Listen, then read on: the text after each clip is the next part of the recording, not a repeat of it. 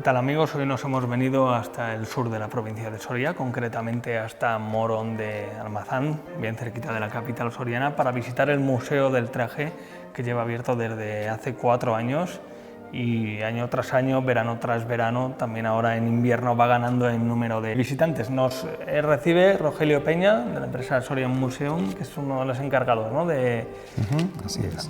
de La hacer las gestión. visitas, de gestionar el museo. Cuéntanos, ¿dónde nos encontramos? Vamos a empezar por el principio de este museo. Bueno, pues empezamos diciendo que el museo se encuentra en el Palacio de los Hurtado de Mendoza, en esta magnífica localidad de Morón de Almazán, y un conjunto impresionante, una plaza ejemplo renacentista. El palacio estuvo ocupado por esta familia Mendoza en los siglos XVI, XVII y principios del XVIII, en desuso posteriormente, o con diferentes usos, pero en realidad desde hace 4 años pues, la sede de la indumentaria tradicional soriana.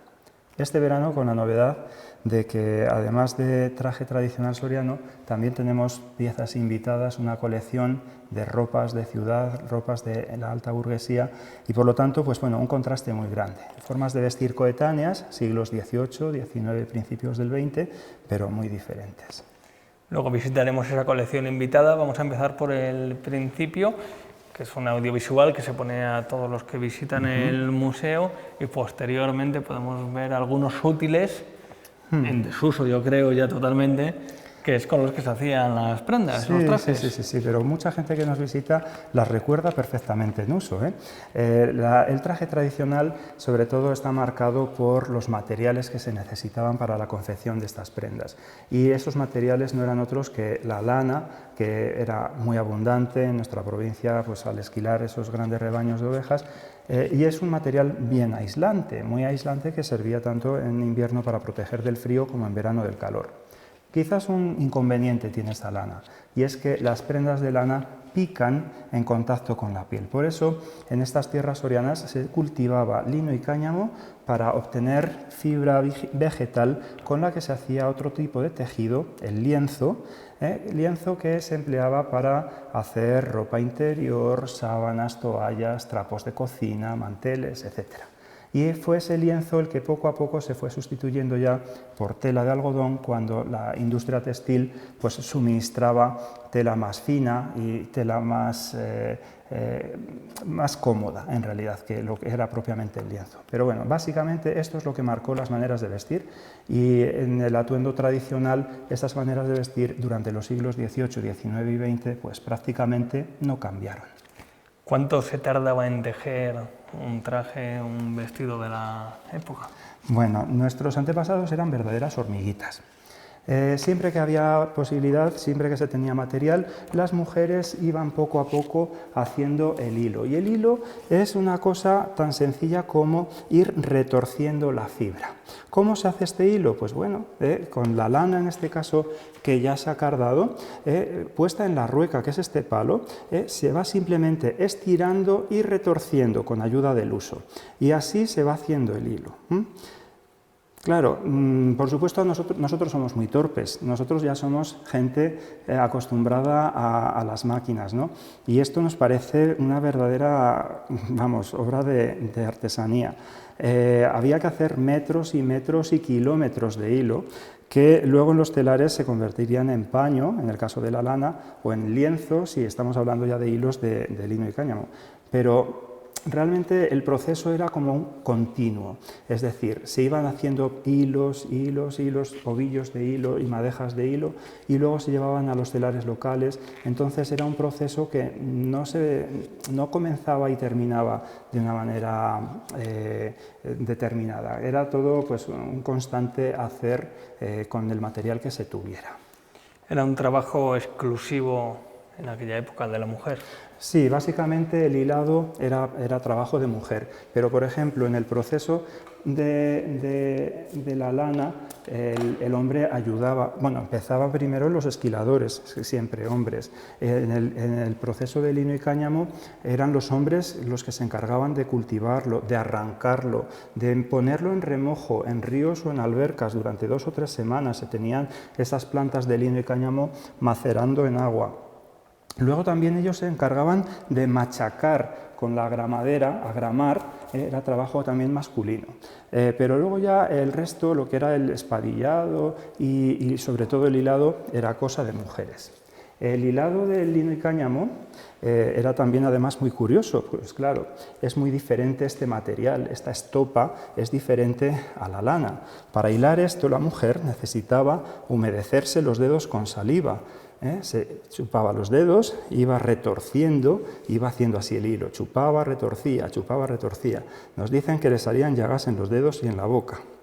Realmente un trabajo bastante penoso, pero bueno, todo se hacía pues con la ilusión de que luego acabaría pues sirviendo pues para vestir a bebés, a novias, en fin, para vestir a toda la familia.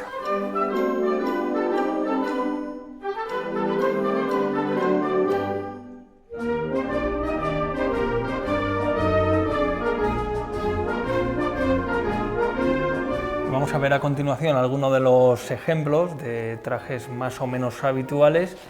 Empezamos con esa mujer que está en posición de trabajo, con un traje, un vestido más común para el día a día, en contraposición con lo que nos vamos a encontrar en esta siguiente sala, donde son vestidos más de fiesta, ¿no? Especiales, sí. De domingo, como se decía antes. Eso es, de domingo o incluso de gala ya, para días más especiales todavía. En realidad las ropas de diario no necesitaban adornos ni complementos, ni coloridos siquiera, y por eso ese maniquí muestra perfectamente cómo el color pardo o los negros eran bastante habituales para las ropas de diario. Pero claro, llegaba el domingo y había que vestirse de manera diferente, ¿no? La mujer sobre todo siempre tenía por lo menos la saya roja, que ya indicaba fiesta. El color rojo en Soria fue un color considerado festivo, pero bueno, no solo en Soria, en media España, Las prendas de fiesta en rojo y con adornos negros muy habituales. Esos adornos generalmente cintas de terciopelo, aunque vemos también en algunas zonas de la provincia unos adornos mucho más lujosos, como vemos allí, esas cintas de hilos de oro y pasamanería de plata y pedrería, más propia de la zona de la Ribera, tierras del vino. También había incluso prendas que por su color más exclusivo pues también indicaban que, claro, sus propietarios pues eran gente de más dinero, familias pues, con más poder adquisitivo, y eso se mostraba. Aquí también mostramos esas maneras de vestir de niños y bebés, o incluso ahí vemos a un típico pastor de la zona de Villaciervos, reconocible por la curiosa capa blanca con capucha, ¿no?, que identifica. Es una prenda quizás usada por muy pocas familias en la provincia, familias de la zona de Villaciervos, pero no todas del pueblo, y prenda que en cualquier caso es quizás de las más conocidas fuera de nuestra provincia como típica soriana, porque realmente fue inmortalizada por Valeriano Becker en mediados del siglo XIX o en principios del siglo XX por Sorolla, que en 1905 pues, pasó por Soria para hacer retratos de personajes con indumentaria tradicional y eligió a un pastor de Villaciervos con la capa blanca. Y los patrones pasaban inalterables de generación en generación, se asumían modas foráneas, algo llegaba de fuera. Pues había un poco de todo, se seguía lo tradicional, los patrones en sí no existían, las mujeres aprendían las tareas de costura pues simplemente por imitación de lo que hacían las madres o las abuelas. No se trabajaba con patrones propiamente, pero se seguían siempre las mismas pautas, eso sí. Pero por supuesto, Soria fue, aunque una provincia austera, fue una provincia con influencias de muchos lugares, pues los sorianos, o bien porque ser carreteros, esos oficios como los carreteros transportistas de madera, como por los pastores trashumantes, pues recorrieron toda España y por supuesto de toda España llegaron pues pequeños detalles.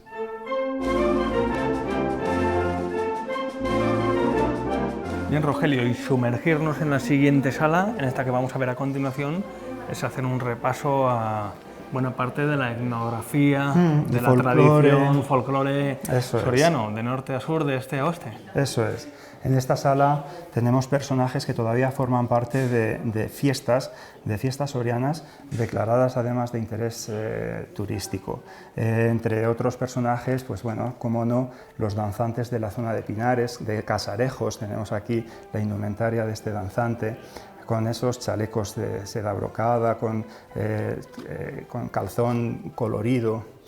A su lado tenemos a un Felipe IV de Ágreda, así, tal como visten en esta localidad cada Viernes Santo, ¿no? Desde el siglo XVII mantienen este atuendo, llega hasta la actualidad y es muy curioso, pues ese propio día de Viernes Santo su traje de gala máxima incluye esa cola que arrastra por el suelo y la espada.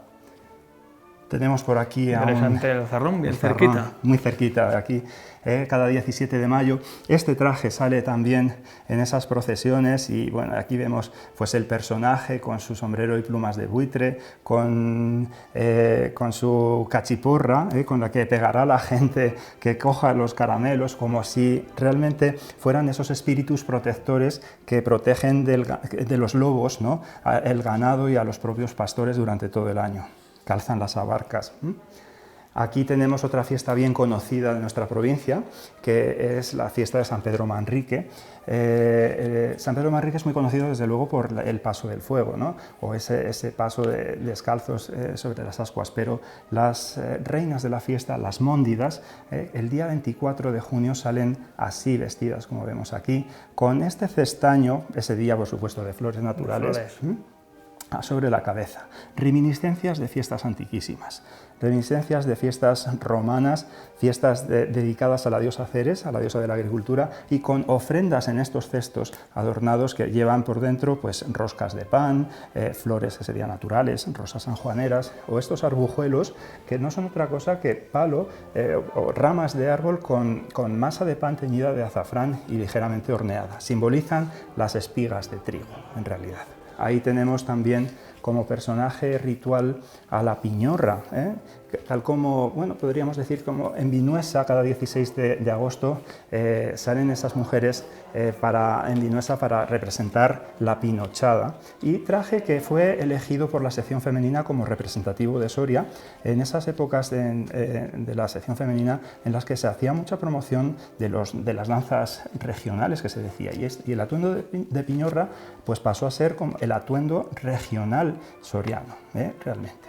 Era un atuendo del gusto de todas las sorianas, en toda Soria había mujeres vestidas pues, con sus sayas rojas, con adornos negros, delantal negro, mantón negro. Aquí se ha puesto también, como las vemos muchas veces en esas fotos antiguas, con pañuelo blanco sobre el mantón, que tapa muchas veces el adorno, en realidad el bordado, pero que no es otra cosa que un pañuelo protector del roce del peinado para que no se ensuciara esos mantones. Y vemos ahí también los pendientes de bellota. Qué interesante comprobar cómo, en este caso, la vestimenta, el traje, como no, también los pobladores contribuyen a mantener vivas las tradiciones. Si no fuera por estos símbolos, cada uno iría vestido de cualquier manera y faltaría algo esencial. Sí.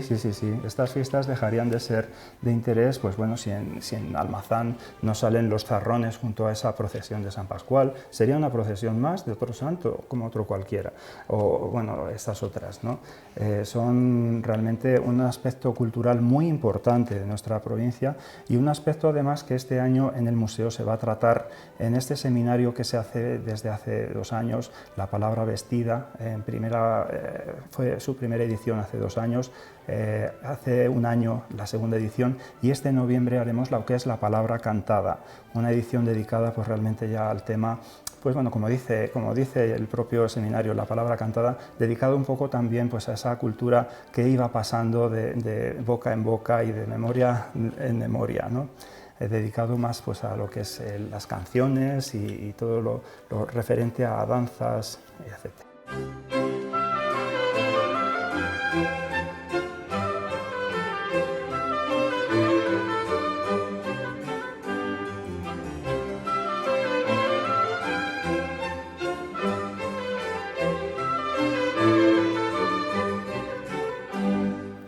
Museo del Traje de Morón de Almazán también acoge colecciones invitadas. En esta ocasión vamos a realizar un paseo por la gran moda, supongo que la alta costura, ¿no?, como se denomina ya en la actualidad, que va a estar hasta diciembre de este año, Sí, o sea que hasta el 11 hay que de aprovechar diciembre. la oportunidad y nos vamos a encontrar vestidos, trajes de influencia británica, francesa. ¿De dónde procede esta colección en primer lugar? Esta colección es una colección privada, es una familia extremeña de Villanueva de la Serena, en Badajoz, que desde hace 30 años pues bueno, se ha dedicado a recopilar pues todas estas prendas antiguas. Ellos son también restauradores, por lo que realmente pues la muestra está en muy buenas condiciones. Ellos tienen más de 1 millar de vestimenta histórica, de piezas históricas. Aquí nos han recreado pues 24 modelos, suficiente realmente pues para ver esa evolución en la moda, sobre todo de mujer,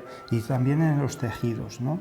Está ordenado así cronológicamente y comienza en la moda de finales del 18 y bueno, pues llega hasta los años 20, hasta 1920. Con este paseo por la moda vamos viendo también cómo las influencias van cambiando. El rococó francés de finales del 18 pasa al neoclasicismo, pero también todavía francés, inspirado realmente pues por esos retratos de Josefina Bonaparte y tal. Luego ya a mediados del siglo XIX comienza la moda inglesa. Es la reina Victoria de Inglaterra es la que marca las tendencias en toda Europa. Ella se casó de blanco y aparece ya la moda de vestirse de blanco incluso para las bodas, ¿no? Pero bueno, los vestidos pues comienzan a adquirir un volumen impresionante, pues con esos artilugios que van por debajo del vestido, los miriñaques, ¿no?, estructuras de aros que hacen que la mujer casi no quepa por las puertas. Son cosas muy curiosas. La moda sobre todo luego también se inspira en los complementos, de manera que la mujer consigue pues bueno, aparentar diferente simplemente pues porque lleva pues una sombrilla o una chaqueta diferente o un chal. Perfectamente pues eran ya complementos que hacían distinguirse a unas de otras. Y como todo, cada traje, cada vestido era una muestra de distinción, un mensaje que se quería mandar a la sociedad. Sí, sí, sí. Esta moda, sobre todo, empieza a destacar porque en la sociedad aparece una nueva clase social, la alta burguesía. La moda hasta entonces había sido cosa solamente de nobles, de la nobleza y de las cortes. De hecho, había leyes suntuarias que prohibían muchas veces tejidos, prendas, colores a gente del pueblo. Pero la alta burguesía, o sea, cuando la burguesía ya empieza a adquirir grandes cantidades de dinero, pues, gracias a la industrialización sobre todo y a los negocios, pues ellos se saltan las leyes suntuarias, ellos pagan sanciones incluso por vestirse a la moda, y son ellos los que en realidad hacen que la moda pues, entre en una vorágine que es en realidad el capitalismo. O sea, es un negocio, aparecen ya pues, verdaderas industrias dedicadas a tejidos, a complementos y bueno, y no ha parado hasta la actualidad. Y va muy recatada la gente. Sí, la moda bueno, obligaba a llevar siempre el brazo cubierto, a llevar el escote tapado también. Bueno, poco a poco, ya en el siglo XIX, se empieza a mostrar un poco el escote en los trajes de noche, pero tapado, bueno, en realidad para mostrar las joyas que se mostraban en esas pequeñas pecheras, ¿no?, a la vista. Pero hasta que no llega el siglo XX no se empieza a descubrir de la mujer, no se empieza a descubrir que la mujer tenía piernas o que tenía brazos en realidad. Eso ya tenemos que dar el salto a los años 20, a 1920, ya después de la Primera Guerra Mundial. Y sobre todo primaba el aspecto estético sobre el funcional, porque vestirse un vestido como este que estamos viendo, o incluso, como comentabas antes, atravesar una puerta era de lo más complicado. Por supuesto. ¿No había chándal en esa época? No, en absoluto. Entonces había un protocolo, un estricto protocolo en estas clases ya de la alta sociedad que, bueno, obligaban incluso a vestir de manera diferente pues para un paseo matinal o un paseo por la tarde. Para comer había también un atuendo diferente. Se marcan las normas de etiqueta. Las fiestas nocturnas requieren ciertos ciertos colores o ciertas prendas que no se llevan en otros momentos del día. Las ropas, bueno, la moda en general va alternando la parte incómoda, el ir muy apretada, mujeres con corsés muy apretados, con luego pues, pequeños paréntesis en los que la mujer pues, deja de marcar pecho o cadera con vestidos mucho más sueltos, pero luego se olvida enseguida y vuelve otra vez al corsé. O sea que la historia de la moda en realidad es ir rescatando cosas que ya estaban inventadas.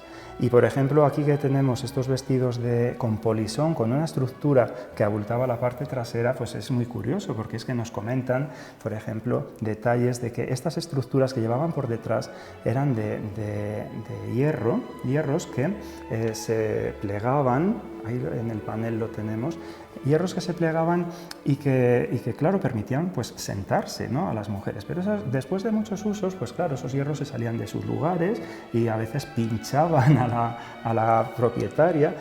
Algunas mujeres optaron por llevar una gran almohada ahí detrás, sujeta pues con lazos por delante, y bueno, el efecto era el mismo, lo único que ya no se podían sentar, claro. Pero bueno, siempre vamos viendo también cómo la industria textil avanza, vemos en la moda cómo aparecen incluso ya bordados mecánicos, aunque nunca se deja el trabajo manual, por supuesto.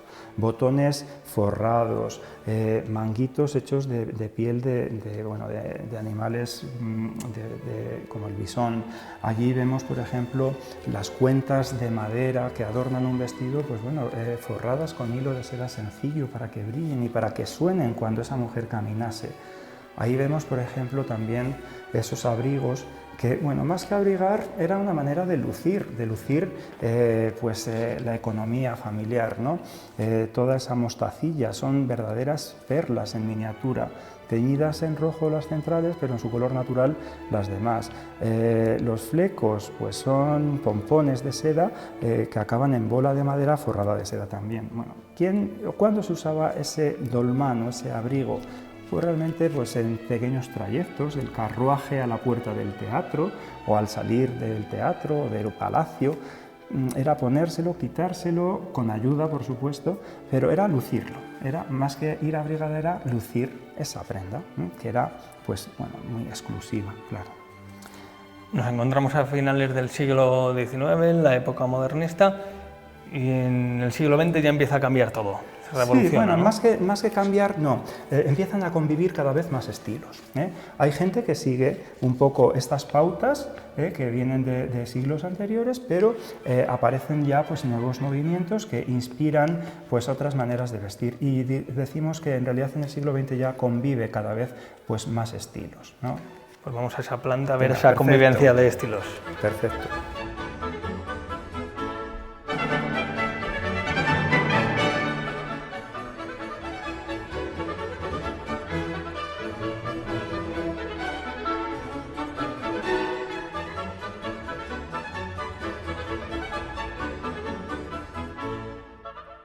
Nos encontramos ya en la tercera planta, en este siglo XX, donde comentabas conviven variedad de estilos.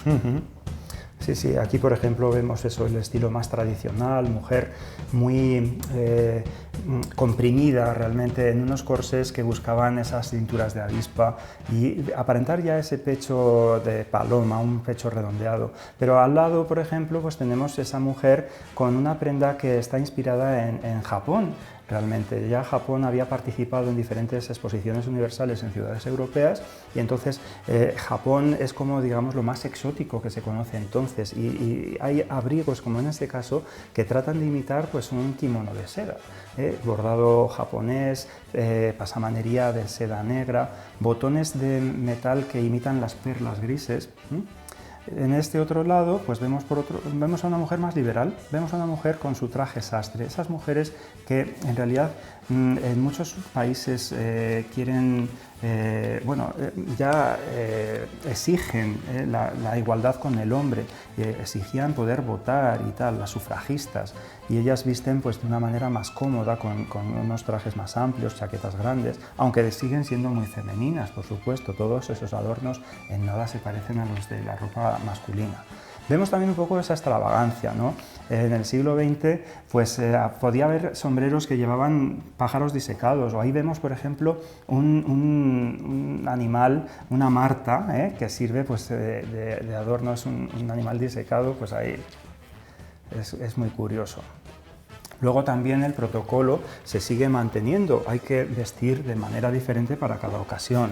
Entonces, en esta planta también lo que vamos a ir descubriendo a través de este paseo es cómo hay que vestir pues, para cada ocasión. El traje de etiqueta, en este caso volvemos a ver a un hombre con una mujer pues, vestidos para una fiesta de noche, una cena y luego posible baile. Y entonces vemos cómo el hombre en realidad desde mediados del siglo XIX se viste ya en color negro, con las casacas negras inglesas se convierten en los frac, en los chaqués, en las americanas después y realmente eso perdura hasta la actualidad, ¿no? Las mujeres, sin embargo, pues bueno, van cambiando mucho sus modas y van alternando, pues como decía antes, pues, tejidos y formas muy diferentes. Esta mujer seguro que triunfó esa noche con ese vestido especial. Aquí tenemos una vitrina realmente que llama bastante la atención. Vestido de novia. Mucha gente se sorprende. Podría ser de luto, ¿no? Podría ser, pero en realidad también el negro se consideró un color bastante habitual para las bodas y no deja de ser en sí un luto, porque es una moda que en realidad cambia del blanco al negro en España en 1878, cuando muere la primera esposa de Alfonso XII, María de las Mercedes. Al morir esta reina se decretó luto oficial y obligó a que todas las ceremonias, incluso las bodas, se hicieran en color negro. Entonces, el negro pues, pasó a ser ya un color bueno, bastante habitual en bodas y en muchos lugares se permaneció a lo largo de años y años, ya incluso cuando el luto desde luego ya no era oficial. También vemos así un vestido de verano, ¿no? Claro, es que si por algo se distingue a la alta sociedad era porque se podía permitir pues, pasar los veranos en la playa. Buscaban las playas del Cantábrico, porque realmente no buscaban meterse en el agua, ni ponerse bronceados realmente, porque ponerse morenos era en realidad cosa de campesinos. Estas mujeres iban a esas ciudades y playas para pasear, para lucir sus modelitos que estrenaban cada verano.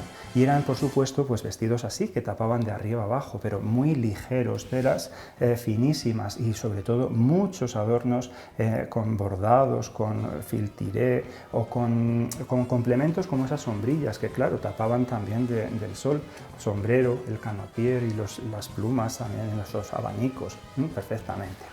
O sea que lo del sol no era exclusivo de los chinos, ¿no? No. Aquí el vestido de noche. Claro, aquí vemos ya unos vestidos de noche que esto es ya, digamos, el culmen en lo que es la moda de principios de los años 20. Es lo que nosotros llamamos la moda Titanic, porque no me digáis que no, estas mujeres parecen sacadas de esa película del Titanic, ¿no? En realidad el Titanic fue un gran fiasco porque fue un barco que no llegó a alcanzar ni siquiera su primer destino. Pero hubo muchos otros barcos lujosísimos donde la gente de primera clase vestía así. O también, por supuesto, en las grandes ciudades había ocasiones, fiestas en teatros, fiestas en palacios que exigían este tipo de maneras de vestir. Lujosísimas, un derroche de imaginación en los que los diseñaron y de economía, desde luego, en sus propietarios, porque no escatiman en perlas, en hilos de oro, en fin, en todo tipo de lujos. Sin embargo, después de un paréntesis, la Primera Guerra Mundial realmente hace un parón, un antes y un después en lo que es la moda, justo entre los años 1914 y 1920, ese parón luego hace que los años 20 parezcan todavía mucho más, destaquen todavía más, por decirlo así, porque es una manera ya de volver otra vez a las ganas de vivir y a las ganas de fiesta. Y aquí vemos esos trajes típicos de fiesta, pues para esas fiestas de baile de Charleston y todo eso, ¿no? Los locos años 20. La mujer ya por fin se libra de todos los inconvenientes de las modas anteriores, que eran muy apretadas en general, y aquí pues ya empiezan a lucir lo que decíamos antes, ¿no? Brazo, hombro, piernas. No les importa no mostrar pecho ni cadera, realmente son líneas muy rectas, pero vemos también el derroche en la economía de esas familias que se podían permitir pues esos vestidos que lucen sedas finísimas pero recargadas de perlas auténticas, brillantes, bordados en oro y bueno, y toda la fantasía también que parece que es fuegos artificiales, ¿no? Es un auténtico placer ver realmente cómo la historia pues ha tenido altibajos, pero bueno, en realidad pues bueno, al final siempre la fiesta pues bueno, parece que hace olvidar todo. Bien, pues ya hemos repasado todos los maniquís, todos los vestidos, trajes de protocolo, más clásicos, menos clásicos, más atrevidos, más listos para la noche de este gran paseo, pues este paseo por la gran moda, pero también hay muchas fotografías, hay muchas cosas que ver, así que vamos a echar el anzuelo a todos los telespectadores para que se acerquen aquí a Morón de Almazán y conozcan en su totalidad, no solo este reportaje que les hemos mostrado nosotros, sino en su totalidad todo el Museo del Traje. ¿Cuándo pueden venir? ¿Cuándo está abierto este Museo del Traje? Bueno, en septiembre mantenemos el horario de verano, abriendo a diario, excepto lunes, y luego ya a partir de octubre pues abrimos fines de semana y puentes. Y así será hasta el 11 de diciembre. Los grupos, eso sí, pueden concertar visita previa, nos amoldamos, abrimos cualquier día de la semana para visitas concertadas. Que me cuentan que los últimos meses, el último año va creciendo en visitas y está funcionando bien. Sí, bueno, yo creo que el museo poco a poco se va siendo más conocido y también hemos observado que este año pues, ha habido más visitantes en nuestra provincia y eso también ha repercutido. Estamos muy contentos con la asistencia a nuestros museos, o concretamente a este de Morón, y hemos visto pues, un salto ya importante en número de visitantes. Rogelio, pues muchas gracias y muchas gracias también por acompañarnos, acompañar a todos nuestros telespectadores por esta visita guiada por el Museo del Traje. Perfecto, gracias a vosotros.